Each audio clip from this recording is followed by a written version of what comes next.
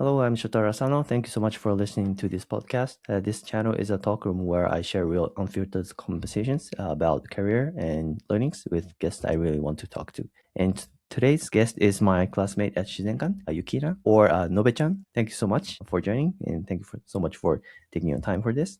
Yeah, thank you for inviting me. Yes.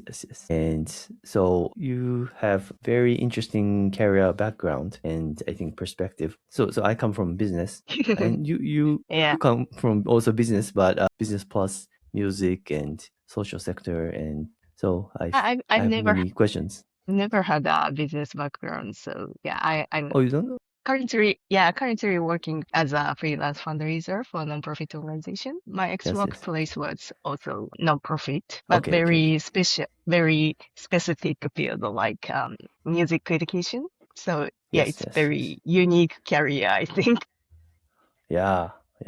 And to start with, so I always Mhm. ask the background and like what kind of education you went through, things like that. But I Mm. noticed that I went the same high school with you did. ICU high school? You went to Oh, there, really? right?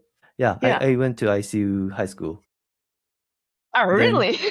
I I didn't didn't go to know that. ICU, but yeah, Wow. obviously I'm senpai. I think I'm much older, Mm. but I'm 21st batch of ICU 21st. HS. Yes. I was 30th. Yeah. So So maybe 9 years difference. 9 years senior Yes. senpai. And Oh, wow. I didn't know in that. a I was in a dormitory. There's I think Okay, you know okay. that there's dormitory Mm, 1 and mm, 2 for boys, mm, and I was in mm. second dormitory, and so I was living there, and yeah, I was living Wow. in ICU campus when What I a was in high surprise. school. Yeah, and I was a Eh, basketball club boy, I was playing eh, basketball. Yeah.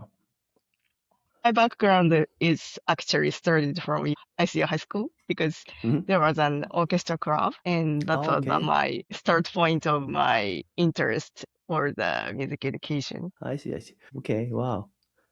So you started playing instruments when you were in high school, Yes, and that was exactly. the So start. I I, see. Okay. yeah, I used to play trumpet in Trumpet. brass band club in junior high school, and after that, I wanted to try playing the bigger low Mm. tone instrument. So, Mhm. and then when I entered in high school, there was an orchestra club, and Mm. there are some vacancies for cello and contrabass, and I I see. chose, yeah, I chose cello.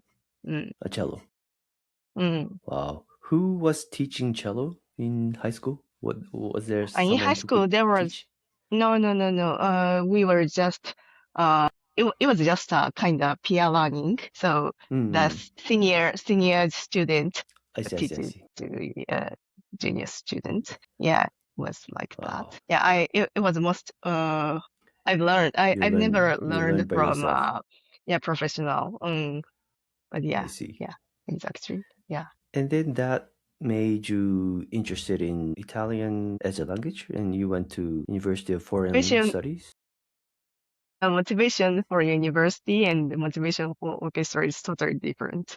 Ah, different. Oh, So different. I yeah, see. I see. totally different. So I chose my university to study Italian language when I was Hmm. in elementary school. Okay. I see. Before I entered that university, I thought I should go to some kind of global high school, and then I Hmm. chose ICU high school. Mm. I see. Wow.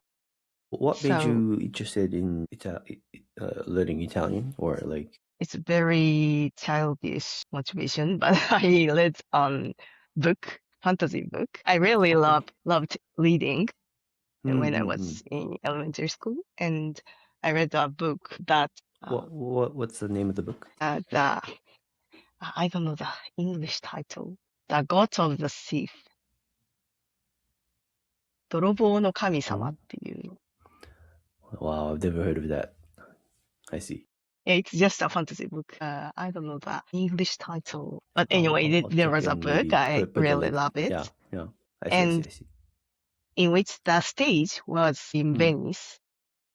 And Okay, I nice. really Okay. wanted to go to Venice. And then I started to search how to learn Italian in Japan. And I could know that, I come to know that there was a university.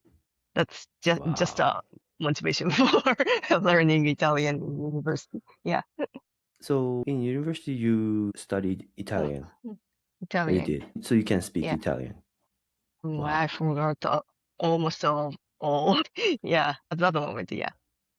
Was there a time when your passion of music and Italian culture like overlapped? To me, it looks like Um, it might overlap.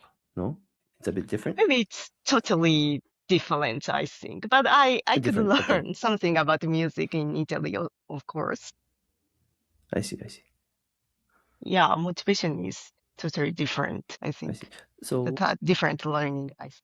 hmm, when I did the podcast with Yosuke-san, he talked about the lending out the violin and those Yeah. instruments to younger Mm. musicians, and Stradivari and also Garderi, I think is the brand. And I thought those were from Italy? From Italy. Yeah, from Italy. Yeah, Italy. yeah, yeah. Yeah. Yeah. So Stradivari maybe, is a most instrument maker, hmm, hmm, maybe in the world. yes. And So yeah, maybe there is a town called Cremona, Cremona, I see. and Cremona is where Stradivari born. I see. Do they produce cello and contrabass also?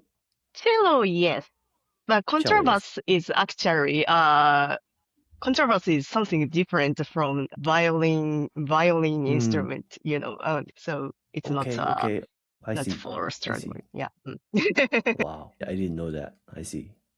So, okay, it's already started, but could you tell me more about your background and what you maybe studied and what you did and how you choose your first job and things like that? So when I was in high school, I chose to join in orchestra club, and it was really interesting because many different people Hmm. have each role in Hmm. one group, and then make a one harmony. This Yes. orchestra is something like this, and Hmm. Hmm. this Hmm. is absolutely difficult, and Hmm. I felt like it's almost impossible sometimes. Hmm. So there are, each has a different thought, different background, different instrument background, different environment background, blah, blah, blah. Hmm. And then, but we have to make one harmony together, right? So this is very difficult, but Hmm. Hmm. it's a kind of society, I felt. Hmm. Hmm. Hmm. Hmm. Hmm. And then I was really interested in managing it to the Hmm. concert, towards Hmm. Hmm. the Hmm. concert.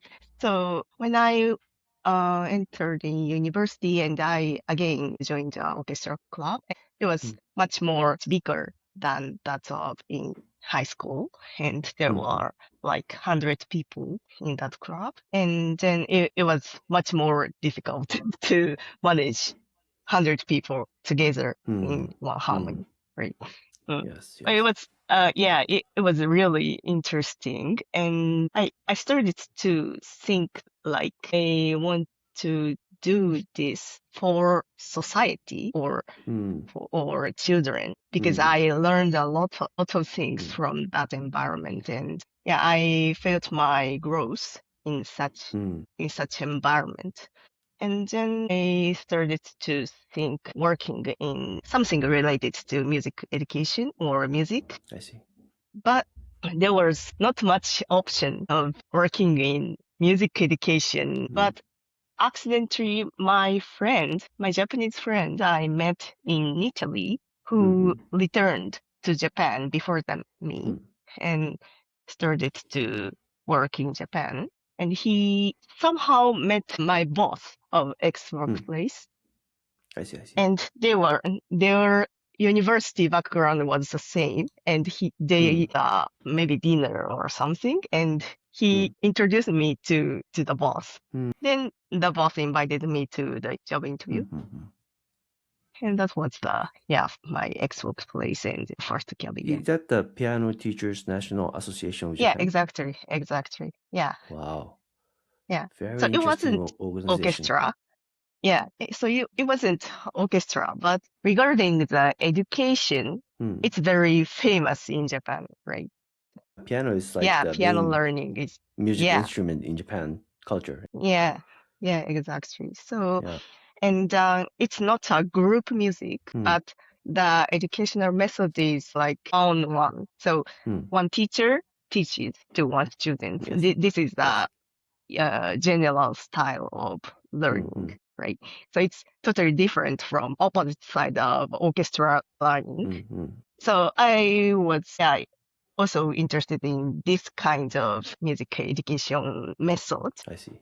And it was and this organization is very sophisticated to make a network of music education.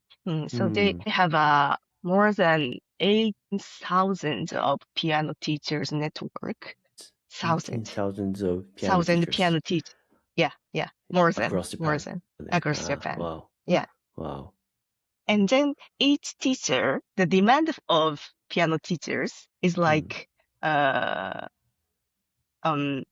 enhancing their students, right? So encourage their students. And how to encourage their students is to give opportunity to play the piano on stage. So the organization holds for example, big piano competition and group recital stages and concert, then seminars for teachers, something like that. And then these services are held by the piano teachers group in niche regions. And there are more than 600 branches, which is made of piano teachers in each region. I see. And then they voluntarily, to encourage their students, they voluntarily hold those kind of events for piano teachers in that region. Interesting. It's very sophisticated and complicated, but very sophisticated. So there's sort of like an ecosystem of piano teaching. Exactly. I never heard of anything like this before. It's wow. It's very unique and amazing. In Japan, it's the only one organization that established such kind of structure, music education structure nationwide, I think. I see. Wow. And why did you moved on to what you are doing right now? So in this organization, I worked for maybe almost 7 years in that organization. First 3 years, I worked for mainly for this step business. This is like a recital stages. And then when I worked for this business, I was just like just a staff for managing this. And after that, I started to get involved in one of the concert, which was my most favorite business. And this is the public school concert. And public school concert. Okay. Yes, it's like exactly. managing and organizing the event type of Yes, exactly. service? In public schools. So in public schools, yes. We send a pianist who are grown in our competition or someone who related to our organization, and then we send those pianists to the music groups in a public school, and then they hold a 45 minutes music class in public elementary school. This is something like that. And I really love this business, and I wanted to spread this business. And I started to claim to my boss to spread this 学校クラスコンサート public school. So you said it. You said it's a business. So it means public schools, like elementary school, junior high school, would pay PTNA, PTNA No. having this. That's the problem. That's the problem. So I didn't know the money flow for this. I said business, but it's not just a business. I see.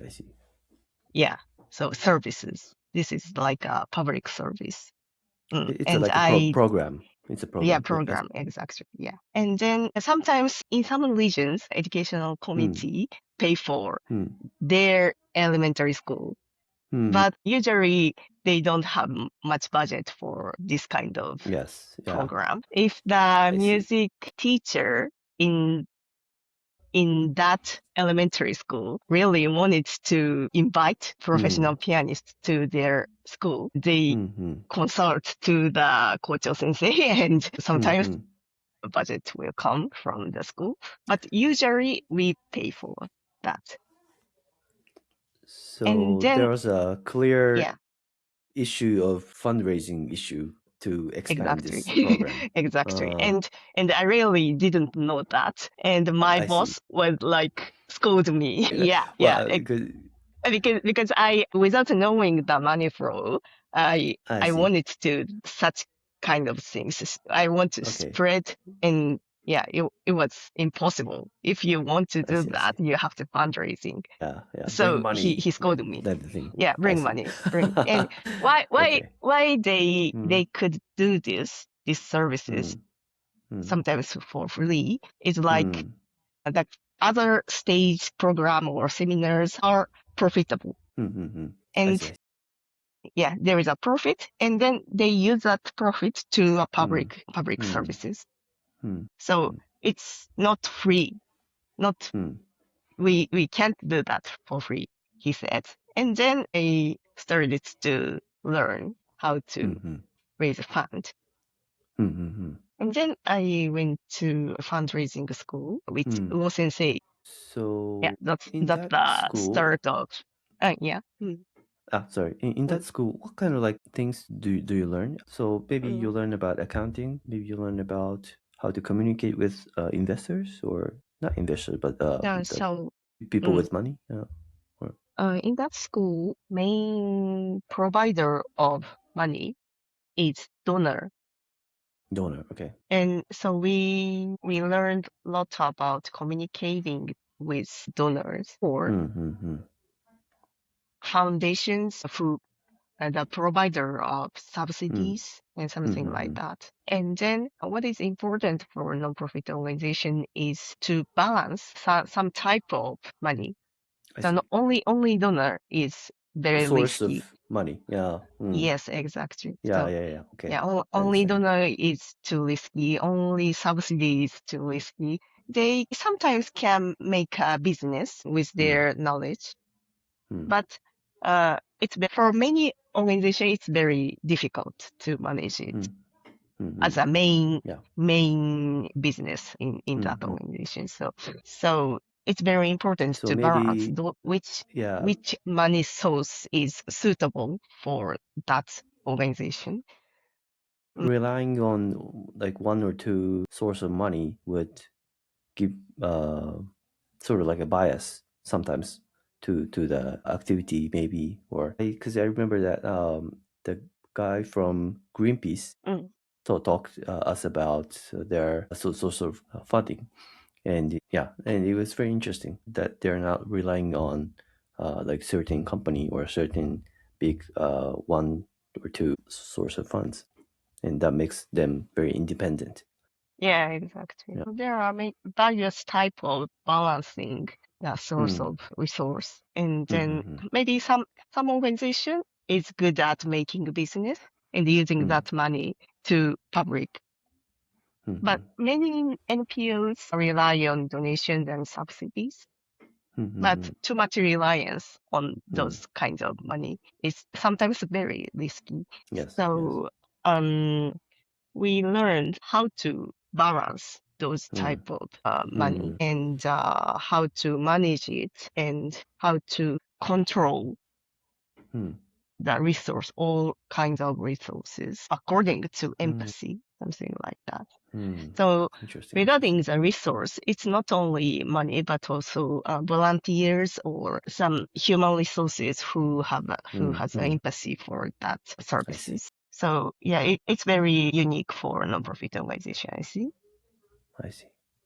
I'm listening to this with analogy of startup company, which I operate. So I raise fund from investors, and there's something called cap table, a capitalization table, which shows which person this shareholders have like 30% of share of this company, things like that. It's all written in Excel, and that would directly affect the direction of the company. Yeah. Similar. So we fundraiser have to make a strategy which is suitable for one organization, one non-profit organization. So it's varied. So yeah, it's something like that. And we learned that. And after I finished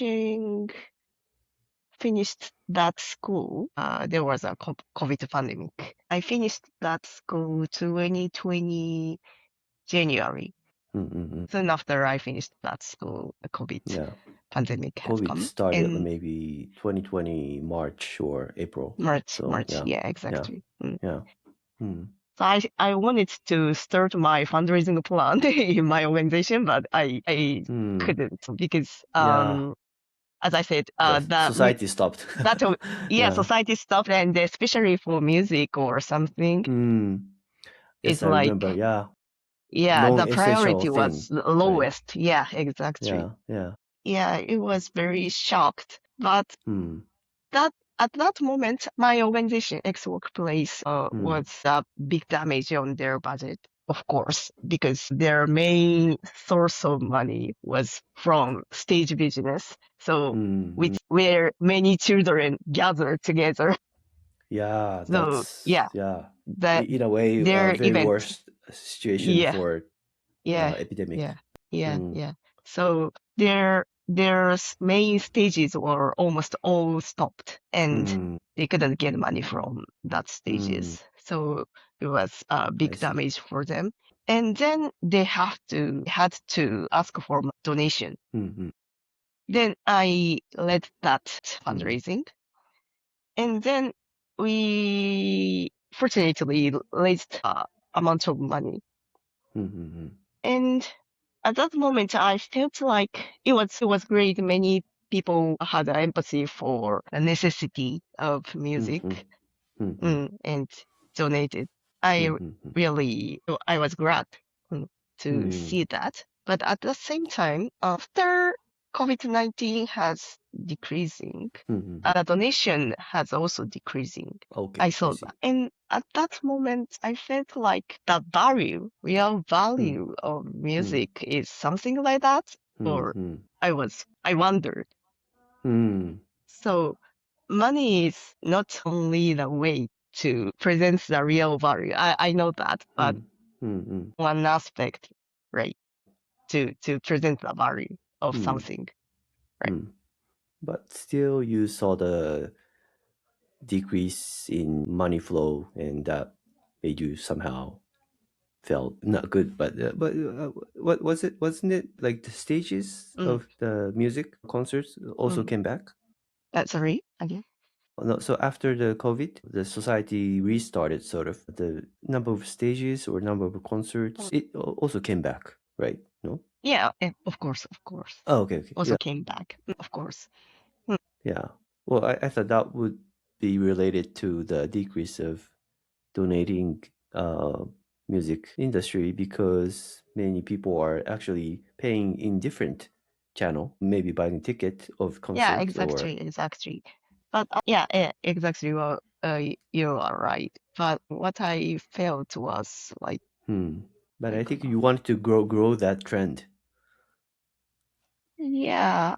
And I felt like if there is like empathy, so this is for a non-profit organization, this is natural to get empathy, whatever the situation is. But regarding the music or art, it's very limited to get empathy. And I felt like that. So regarding the music industry, and you talked about empathy and also money.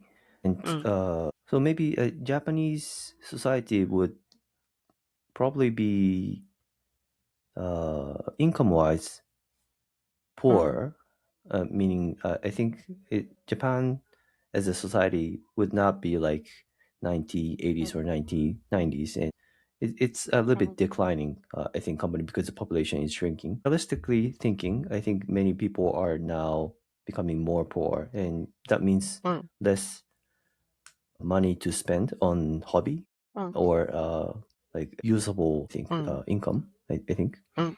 So that might affect the spend on music consumption or like music concert fee, things like that. Do you see that kind of like trend or like issues in the future?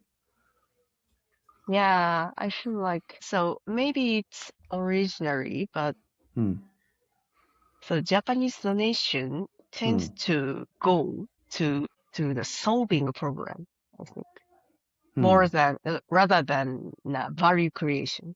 So music education is kind of zero plus field, right? So I think both is important. The money flow to solve social issues or to help someone in negative situation is, of course, very important. But only making money flow to those fields is it's gonna be not sustainable, I think. So And not very to very stop, fun, a very yeah, very joyful world. so to ease or mitigate that situation, we have to enrich the society with value creation businesses or services. And I think music education is one of those kind of value creation field. And I think we have to make our money flow to this kind of field. As we learned in Shizenkan, top of top super rich people is still growing their profit, Yes. right? Yeah. And those kind of money should go to both sides, I think. But they often try to make money flow to the bottom side of the money flow. So that's my perspective. I see. Interesting. Wow. So it's time. I think we should wrap up. So I have tons of questions I would like to ask. So sorry, I know you're really busy, but let me ask you for like episode 2 of this podcast session. For episode 1, it was a great opportunity for me to learn about music and what you've been doing, and also PTNA, PTNA organization. It was a very interesting form of NPO. Is it fair to say NPO? Kind Okay, of. yeah. So yeah, it was very insightful talk, and thank you for that. Yeah, because I come from internet business startup, those kind of thing, but I haven't been really paying attention to these kinds of issues. Yeah. So Yeah. So regarding the Shizenkan learning, there are so many business person, right? So I'm really curious about how you business people see the society and social issues from your perspective. yeah. And of course, there are many gaps that I see on the ground and you see from the perspective of a business person. So, and I want to become a fundraiser who can bridge those two aspects. So it's not like which is good or bad. Yes. So I have to bridge them. That's one of my motivation to enter Shizenkan. So yeah. So at the moment, I have an answer at the moment right now, which needs several minutes to talk for. So let me maybe start the second session of podcast answering to your question. That question, Okay. how business people see society. I'm curious. And yeah. Let's do that. Yeah, thank you. Is Very there interesting. anyone who has a second session? other not yet, but I think there are some to come. So yeah, so definitely there'll be second round for many people. Yeah. Looking Okay, forward to thank you the so next. much. Yes. Thank you. All right. So this is for listeners. Thank you for listening. Please give me feedback anywhere. And also, please do not forget to hit the follow, subscribe, and like button, and do not miss the updated episode. And Nobe-chan, thank you so much for sharing your Thank insights you. and story. And let's talk for next time. Thank you so much. Okay. Sure. Okay. Thank you. Bye Bye. bye.